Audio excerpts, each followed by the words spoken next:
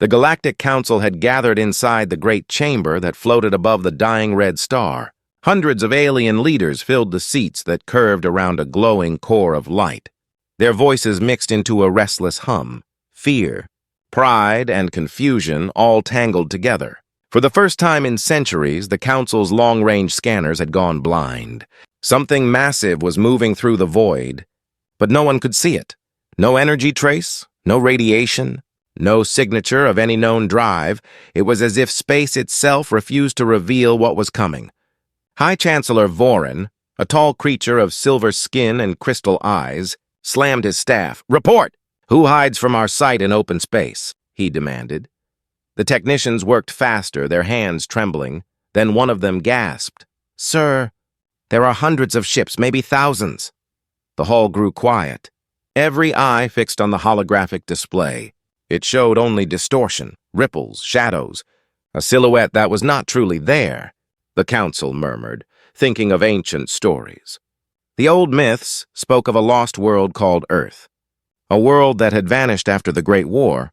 Some said humans had destroyed themselves. Others whispered that they had transcended and left the galaxy, but those were just legends, or so everyone believed. Ambassador Ryla, with her violet skin and calm tone, leaned forward. "Could it be the Drax Empire returning?"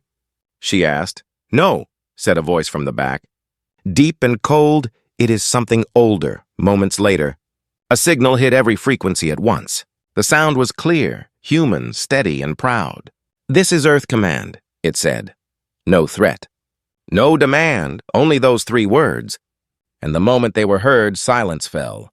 Every creature in that room froze. Even the warlords who had fought in the Great War went pale. Chancellor Vorin stood slowly, his heart echoing in his chest. He looked around the circle. Earth was destroyed. Centuries ago, the younger delegates whispered to each other.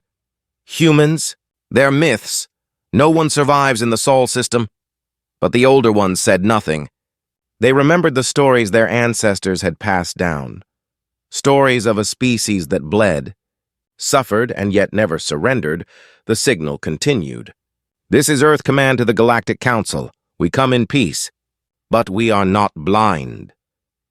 The chamber lights flickered as if the words carried power of their own. Rilla's translator whispered, "They know we're watching." And then the signal cut off. Outside, the Council fleet scrambled into formation. Thousands of ships locked into a defense grid around the Citadel, their cannons charged, energy humming through the void. But still, nothing appeared, only darkness, until, suddenly, the stars themselves began to vanish. Something vast was blocking them out. Gasps filled the chamber through the great viewing window. A massive shape slid out of distortion. Metal like liquid, edges glowing blue-white. A fleet unlike any other. Disciplined. Silent. Perfect. Their formation was not random. It was art, and leading them was a ship so large that entire moons could hide behind it. On its hull glowed a single word, Sol. The Chancellor gripped his staff tightly. "Impossible," he whispered. His assistant turned pale. "Sir, our sensors can't read them.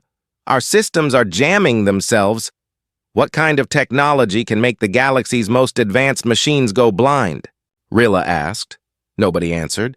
Then, without warning, the lead ship projected a beam of light into the council chamber. Not a weapon, but a holographic transmission. A human figure appeared.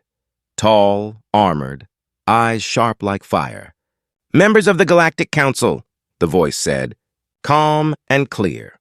"You once called us saviors, and then you called us myths." The sound carried both warmth and weight. "We have returned, not as conquerors, but as witnesses." Every heartbeat in the chamber stopped. Even the air seemed to pause. The figure continued. "The galaxy we left was wounded and afraid. We see now that it has healed, but forgotten its debt." And then the hologram flickered out, leaving silence heavier than gravity. Outside, the fleet of Earth held position, not firing, not advancing, only waiting, as if daring the Council to move first. In the great chamber, Chancellor Vorin whispered, "By the stars, humanity has come back." No one replied. They could only stare at the darkness beyond the glass, where the most feared and most honored species in history had returned from extinction. And as the lights dimmed, a thought passed quietly from one mind to another across the council. If Earth had truly returned, then the balance of power in the galaxy was about to change forever. The chamber still vibrated with the echo of the human voice. No one dared to move, no one dared to speak. The council's grand star map hovered in the air, showing thousands of warships locked in orbit. Yet every one of them was frozen, waiting across the void. The human fleet drifted in perfect silence. No transmissions, no weapons charged, only that endless calm. But the silence itself felt dangerous, like a blade waiting to strike Admiral Torvin. Commander of the Council Defense clenched his mandibles.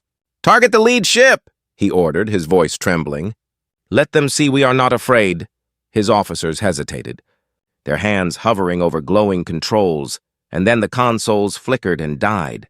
One by one, the entire control room went dark. Every fleet in orbit reported the same failure. Weapons offline, engines disabled, communications reduced to whispers. The human ships had done nothing visible. Yet the entire defense grid had become blind and powerless. As panic spread through the command centers, one ship among the human fleet opened a small channel. A voice, calm and cold, came through every speaker. "Stand down your weapons," it said. "You cannot fight what you do not understand!" The council chamber erupted in confusion. "How dare they!" shouted an insectoid delegate. "They threaten the galaxy!" cried another. But Ryla, the violet-skinned ambassador, raised her hand. "Listen," she said softly. "Their tone is not of war, it is of warning." Outside, lights shimmered around the lead ship, its hull shifting colors like the surface of a living star. Tiny drones spread out in patterns too precise for any known fleet. They formed geometric arcs, ancient symbols that only one race should have known. The archivist gasped. "Those are human war runes! From the first war against the Void Lords?" The council fell silent again, remembering the forbidden tales. Then the hologram of the human commander appeared once more. He wore no crown, no armor this time, only a dark uniform with the symbol of Sol. "This message is for the Galactic Council," he began. "You sit upon a peace purchased with human blood, yet you erased our name from your records. Today, we return not to take revenge, but to remind you. The shield that once protected you still stands, but not forever." The words struck deeper than any weapon. Even the proudest species lowered their gaze. Vorin, the High Chancellor, forced himself to speak. "If you come in peace, then why disable our fleets?" The hologram's eyes glowed faintly. "Because peace cannot begin with fear," he said. "Your weapons were already aimed at us before we arrived." His expression hardened. "We simply removed your mistake." The council chamber went cold. The truth of his words burned sharper than fire. The humans had not attacked. They had prevented the council from doing so. Suddenly, alarms flared across the orbital stations. One of the elder houses had launched a hidden missile toward the human flagship. The council screamed in horror, but before the missile could travel a single kilometer, it dissolved, disassembled mid-flight by invisible nanites. Turning into harmless dust, the human fleet did not move, did not respond. Only a single transmission followed. "One warning only," said the voice. "The next attempt will not be undone. It will be erased." The admiral of the Elder House fell back in terror. His species had once enslaved human refugees during the ancient wars. Now he saw history staring back at him. Merciless and alive in the chamber, Rilla whispered, "They could have destroyed us all, yet they did not." Vorin nodded slowly, his face pale. "Then their power is not vengeance," he said. "It is restraint." At that moment, the human commander reappeared again, his face softer, his tone controlled. "We remember those who stood beside us," he said, "and those who turned away." He looked around as if staring into every soul present. "The council has grown proud in our absence, but pride blinds. Soon, something older than any of us will awaken again. When it does, you will call for help, and only Earth will answer." The hologram faded, leaving the chamber drowned in silence once more. Outside, the human ships turned slowly, their engines glowing like dawn rising across the stars. And before disappearing into the folds of subspace, a single message echoed through every channel. "Prepare yourselves. The shadows that once hunted us are returning." The transmission ended. Every alien leader stood frozen, realizing that humanity had not returned to conquer. They had returned to warn. As the last echoes faded, Ryla looked at the dying star outside the window and whispered, "If what they said is true, then the age of peace is already over." And far across the void, in the cold dark beyond known space, something ancient began to move, something that even humanity had feared once. The war that ended their first age was about to begin again. The council chamber remained dark long after the human fleet vanished into folded space. Every delegate sat frozen, unable to shake the echo of that final warning. The shadows that once hunted us are returning. High Chancellor Voren called for silence, but no one was speaking. They were thinking, remembering, the legends of the First War. The war that ended with Earth's disappearance, but no records survived. Only fragments of burned archives and censored data. In the far corner, Ambassador Ryla stood near the starlit glass. Her eyes followed the trail of fading energy where the human ships had been. "They didn't come to fight," she whispered. "They came to warn us." Yet the question burned in her mind. Warn us of what? Far beyond the Council's reach, deep within the black void, humanity's fleet gathered near a dead star system. Admiral Vega stood at the command deck of the flagship Sol's Wrath. Before him, the holographic image of Earth rotated. Blue, alive, reborn. Around it, hundreds of colonies pulsed with life. "Hidden in systems once thought empty. Council response?" Vega asked quietly. His officer replied, "They're afraid, sir. But curiosity will force them to listen." Vega's expression didn't change. "They must," he said, "before it's too late." He turned toward the projection of a massive structure orbiting the dark star. An ancient ruin, half machine, half organic. Carved into its surface were symbols older than any known race, and among them, one symbol burned brighter than all others, the mark of the Void Lords. The same enemy that had almost consumed creation itself. "Have the sensors confirmed the movement?" Vega asked. "Yes, sir," the officer said. "The structure's core reactivated 30 hours ago." A silence followed. The kind of silence only soldiers who had seen extinction before could understand. "The enemy that ended the First Age," Vega murmured, "has awakened again." Back in the Galactic Citadel, chaos had broken loose. The Elder Houses accused one another of conspiring with the humans. Some demanded war. Others begged for peace, but Ryla remained quiet, studying the fragmented data left by the human transmission. Buried inside the signal was something strange, a code, a pulse of numbers that matched the coordinates of a forbidden region known as the Silent Rift, the place where the galaxy's darkest secrets were buried. She took the data to the council floor. "Chancellor," she said, "the humans left us a message inside their warning." The chamber erupted in disbelief. Voren gestured for quiet. "Show us." The projection flickered. Stars rearranged into a single point. The silent rift, at its center, a pulsing sphere of darkness appeared, like a wound in space itself. "This," Ryla said, "is where they want us to look." Moments later, the Council sent a reconnaissance fleet, small, silent, hidden. But when the ships reached the rift, they found something impossible, not ruins, not asteroids, but a field of human satellites orbiting in perfect formation, each one still active, still transmitting signals older than the Council itself. And on one of the satellites, a phrase repeated endlessly, "We held the line," until we couldn't. Then, as the ships approached, their sensors screamed. A dark wave burst from the rift, swallowing their signals one by one. Their systems collapsed. Their voices went silent. The last transmission received was a single terrified whisper. "They're still here." The message cut off and the fleet vanished. No wreckage, no trace, nothing. Only silence returned. The kind of silence that feels like breath before a scream. In the chamber, panic broke through the walls of diplomacy. The Chancellor slammed his staff. "We are under threat, and the humans knew it." "But why didn't they destroy it before disappearing?" shouted one alien general. Ryla spoke softly. "Maybe they couldn't." She turned toward the hologram of the rift still spinning above the chamber. "Or maybe they sealed it, and now it's breaking open." A sudden flicker filled the room. Every light dimmed, every system glitched, and then a signal came through all channels again. Human frequency. The same voice as before, calm, cold, and commanding. "This is Admiral Vega of Earth Command. We warned you not to ignore the past. The void is moving again. We cannot fight it alone." The chamber erupted into shouts. But the voice continued, "Choose wisely. Galactic Council, unite with us, or vanish as your ancestors did."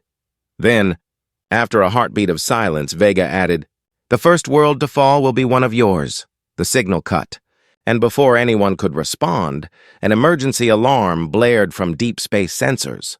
A red line of invasion alerts filled the sky map, hundreds of worlds trembling under a new energy wave.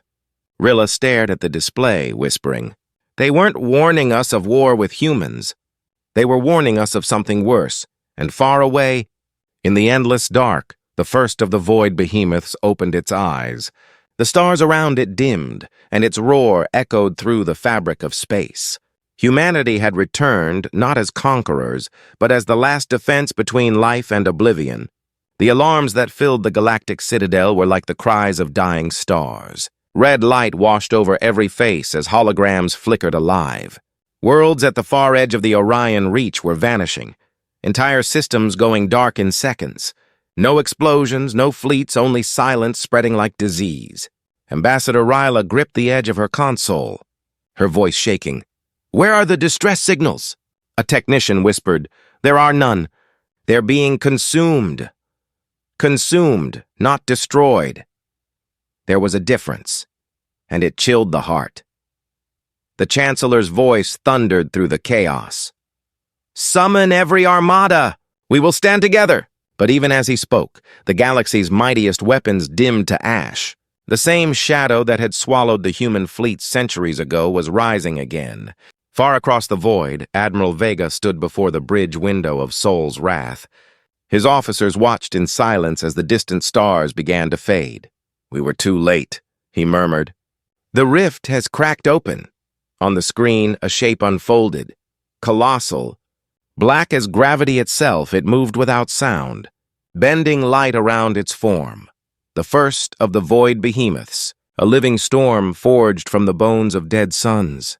"Power up the Titan array," Vega ordered. Every human ship responded as one. Reactors roared, space trembled, light surged across the fleet's formation until it looked like a constellation reborn.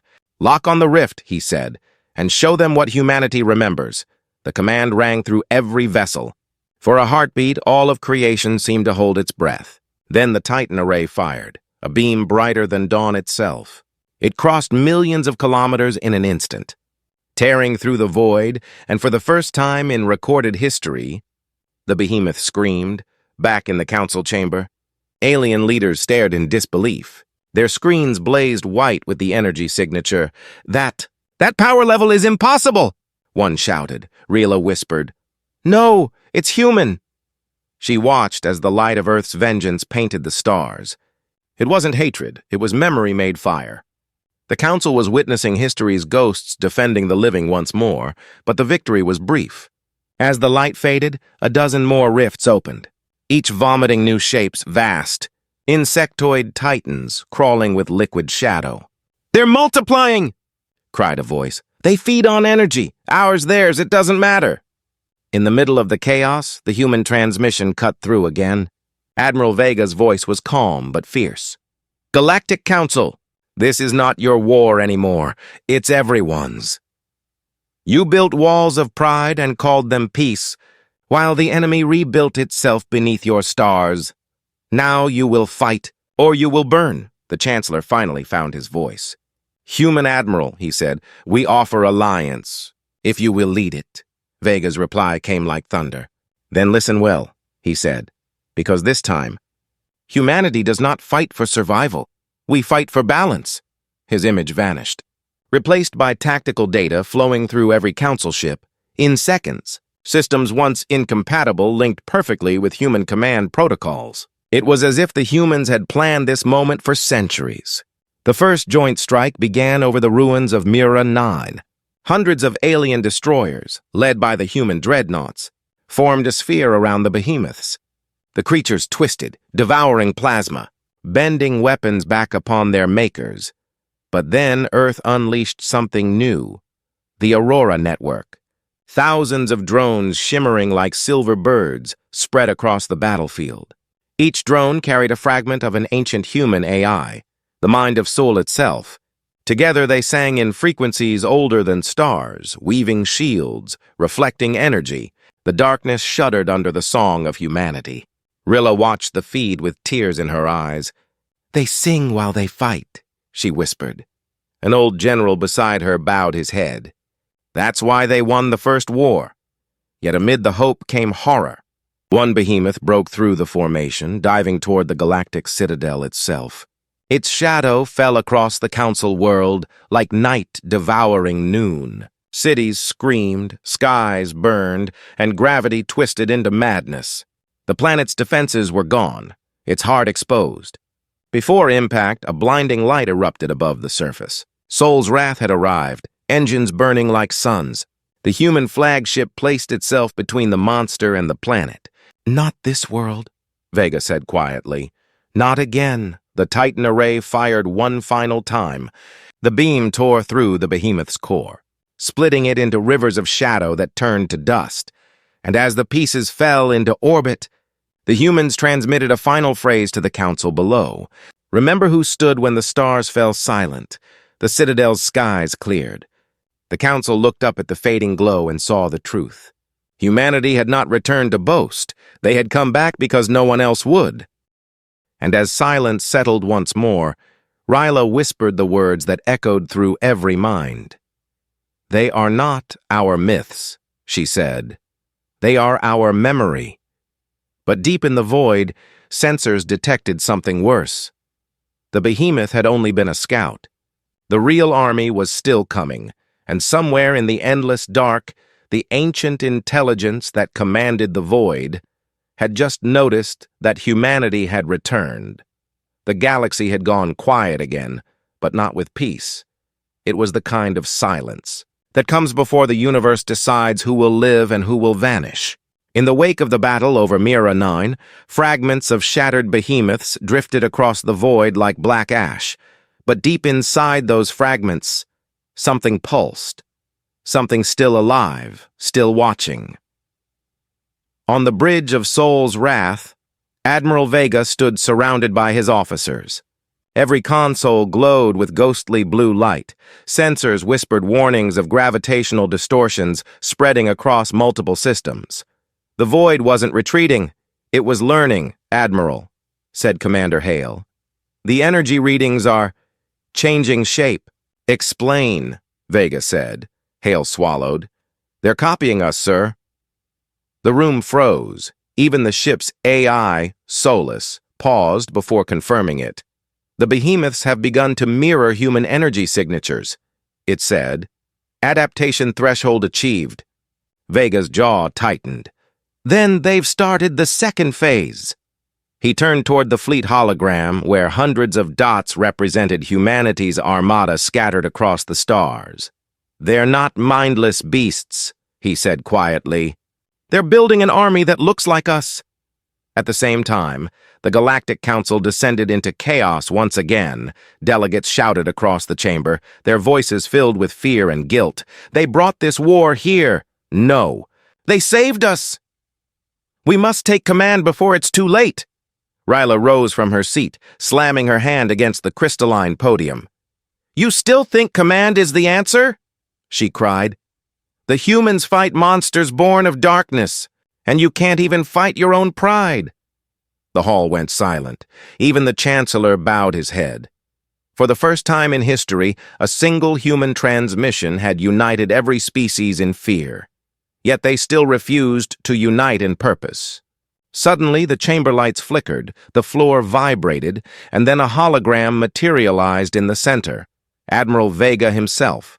No request for permission, no warning, just presence.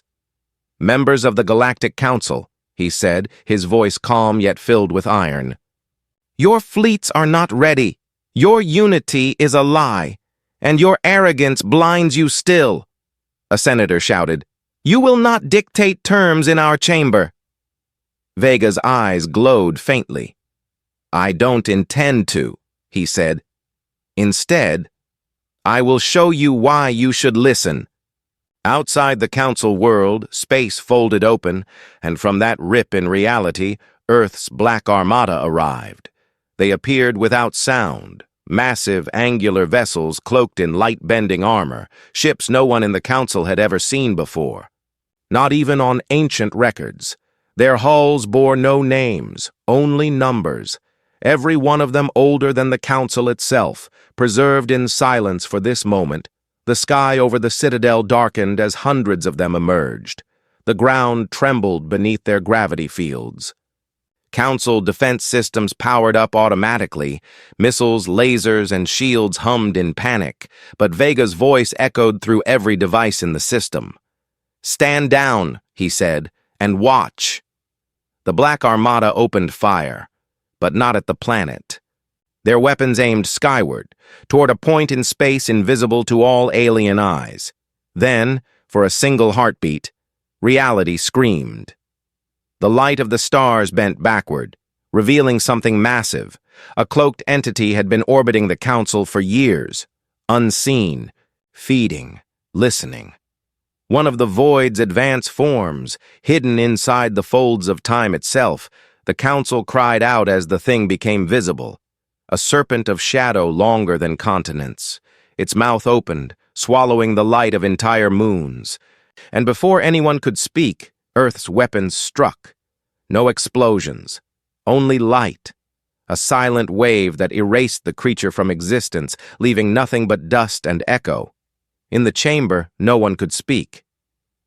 The hologram of Vega stood still, his eyes scanning the silent faces. "That," he said slowly, "is why we are here. That thing was above your world for decades, feeding on your power, waiting for the right moment to tear through your walls." He stepped closer, his voice low. "You have called us dangerous," he said, "but the truth is, we are your only line between life and nothing." The Chancellor rose weakly, his voice trembling. "What are those ships? What are the Black Armada?"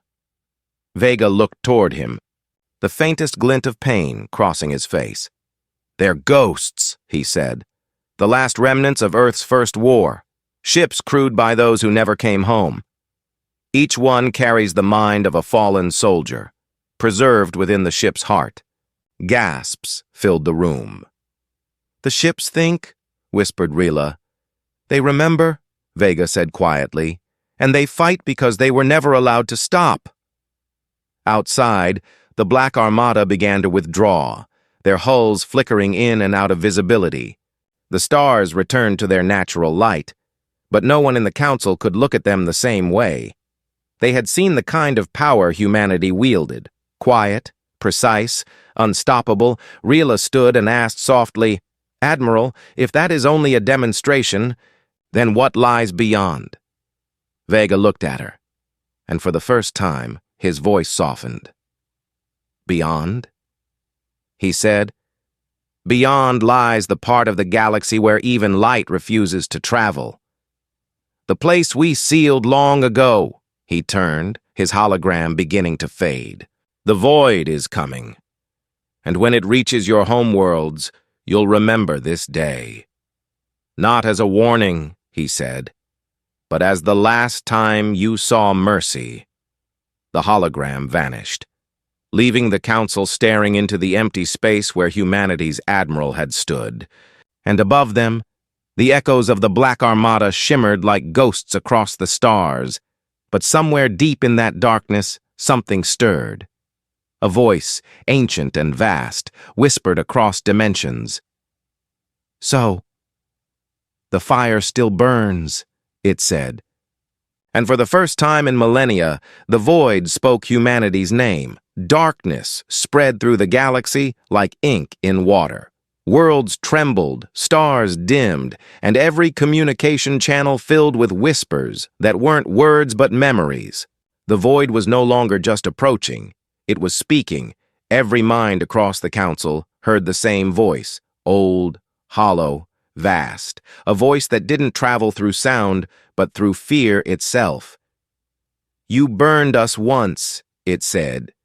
"You hid the fire behind your walls of flesh and metal. But we never died." The council delegates collapsed under the weight of it, clutching their heads as if trying to hold their sanity in place.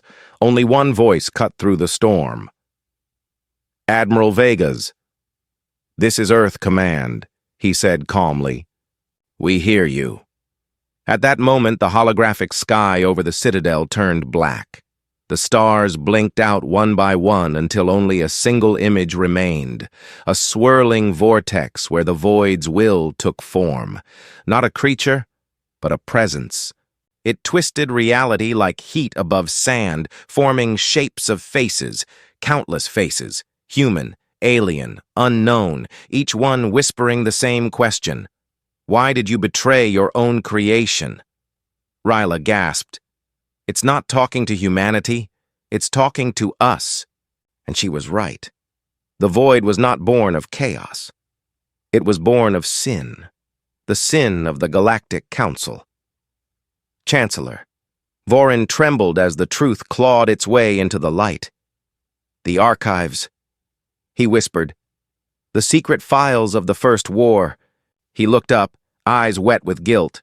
"It wasn't humanity that vanished," he said. "It was us. We erased them." Gasps filled the chamber. Ryla's voice cracked. "What are you saying?" Vorin's voice broke. "After the First War, humanity built the weapon that sealed the rift, Project Eclipse. It was too powerful, even for them. So the Council voted to destroy it. And them," the room fell silent. Outside, lightning crackled through the vacuum of space as if the universe itself were reacting to the confession. The hologram of Vega appeared once again, cold and still. "You used our trust," he said softly. "You used our sacrifice." His eyes burned with controlled fury. "And when the war ended, you buried us in darkness, called us myths, and built your throne on our bones." The Chancellor dropped to his knees. "We feared your power," he said. "We feared what humanity could become." Vega's voice lowered. "You feared what you already were." Suddenly, alarms blared. The stars beyond the citadel twisted into a black spiral, a rift tearing through the center of the system. The void was opening a gate right above them, every defense system activated, every ship armed. But it was too late. Out of the rift came not monsters, but something far worse. Reflections, dark copies of the human fleet. Each ship identical in design but twisted, burned, hollow.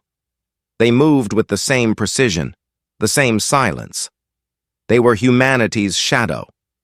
The Echo fleet, forged by the void itself. On the bridge of Saul's wrath, Admiral Vega stared at his mirrored reflection on the view screen. His own ship, replicated perfectly, emerging from the rift, Commander Hale's voice trembled. "They copied everything, sir. Our weapons, our AI, even our patterns." Vega nodded slowly. "Of course they did," he said. "We gave them the template centuries ago." The crew looked at him in confusion. "What do you mean?" Vega's voice darkened. "When the Council betrayed us, they didn't just destroy Project Eclipse," he said. "They stole it." Gasps filled the bridge. "They tried to weaponize our creation," Vega continued. "But they didn't understand Eclipse wasn't meant to destroy. It was meant to seal consciousness, to lock away the minds corrupted by the void." He turned toward the hologram of the Council. "You didn't destroy Eclipse. You unleashed it." The void's voice returned, deeper now, older, angrier. "Your sins created me," it said. "Your lies fed me. And now, your children will wear my crown." The Echo fleet began its attack. Their weapons hit with precision beyond anything the Council had faced. Every blast mirrored humanity's exact strike patterns. The galaxy watched as two identical armadas, one of flesh and one of shadow, clashed across the heavens. Every move, every counter, was perfectly mirrored.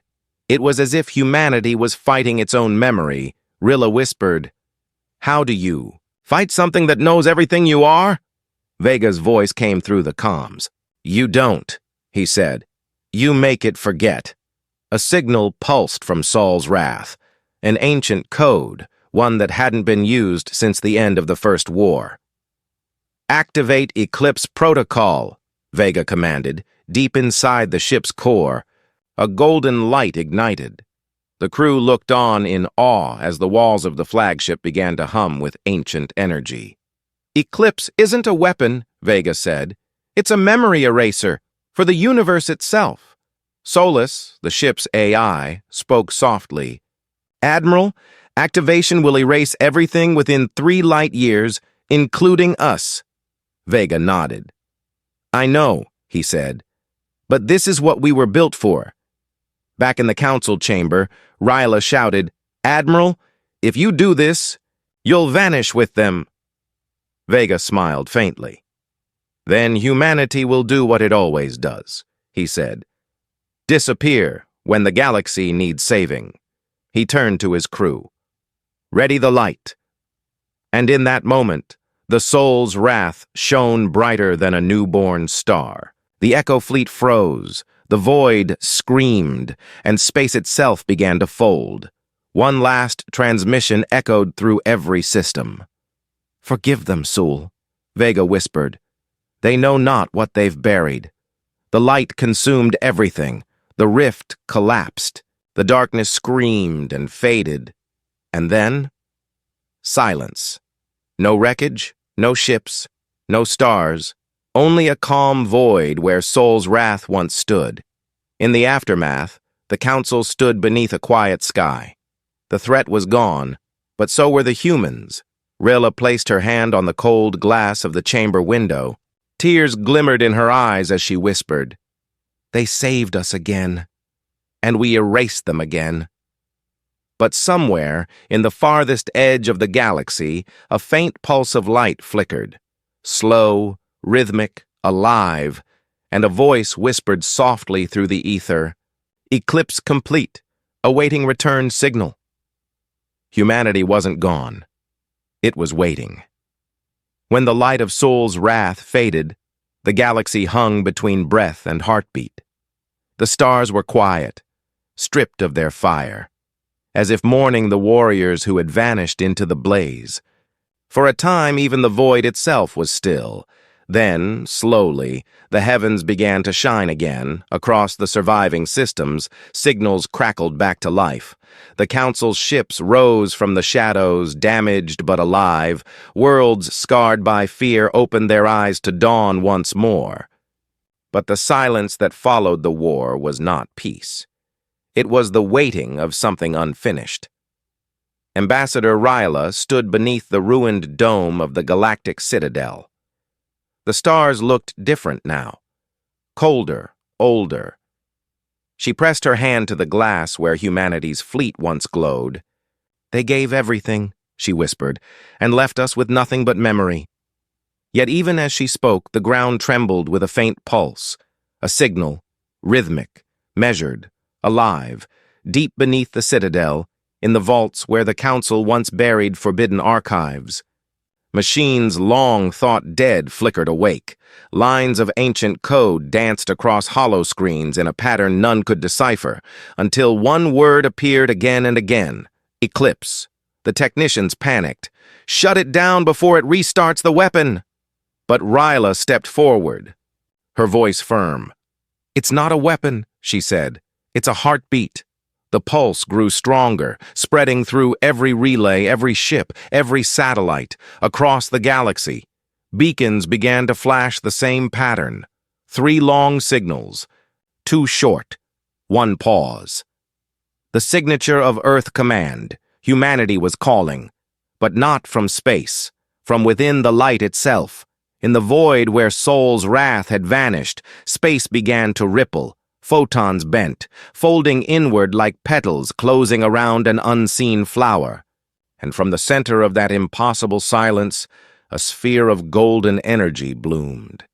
Inside it, silhouettes formed, Figures of light, human in shape yet radiant like newborn stars. Admiral Vega's voice echoed softly through every comm channel. Not through radio, not through code, but through memory. "We are not gone," he said. "We have become what we were meant to be." The fleet did not return as ships of metal. They returned as entities of pure energy, guardians bound to the fabric of space, each one glowing with the memory of those who once served aboard it. The Black Armada was now a constellation, a living defense grid forged from light itself. The Galactic Council watched in awe as the first human light form descended into orbit. It pulsed gently, scanning the ruins, and then, with a single wave of radiance, it repaired what war had broken. Cities reignited, power returned, the planet healed. The aliens fell to their knees, not out of worship, but out of understanding. Humanity had transcended destruction. They had become its opposite. The Chancellor whispered, "They are no longer our soldiers," Rila replied softly. "No, they are our keepers." Vega's light form appeared one last time above the chamber, his tone calm but heavy with meaning. "The void will return," he said, "because entropy never sleeps. But when it does, you will not face it as prey or as rulers. You will face it as one." He turned his gaze toward the assembled races. "For the first time, you will stand not behind humanity, but beside it. And that," he said, "is the dawn of your true council." From that day forward, the galaxy changed. Every world swore the oath of soul, pledging unity through remembrance. No fleet would raise weapons in fear, no race would erase another's history. And at the heart of the new alliance, an eternal beacon burned. A monument carved in orbit above the citadel, a single line inscribed across its surface. "They left so we could stand." But legends say that sometimes, when the stars dim for a moment and light bends strangely in the dark, a golden flare cuts across the sky, and those who see it hear a whisper that chills and comforts all at once. "Eclipse complete," it says, "guardians watching," because humanity never truly disappeared. They simply became the light that the galaxy would follow, forever.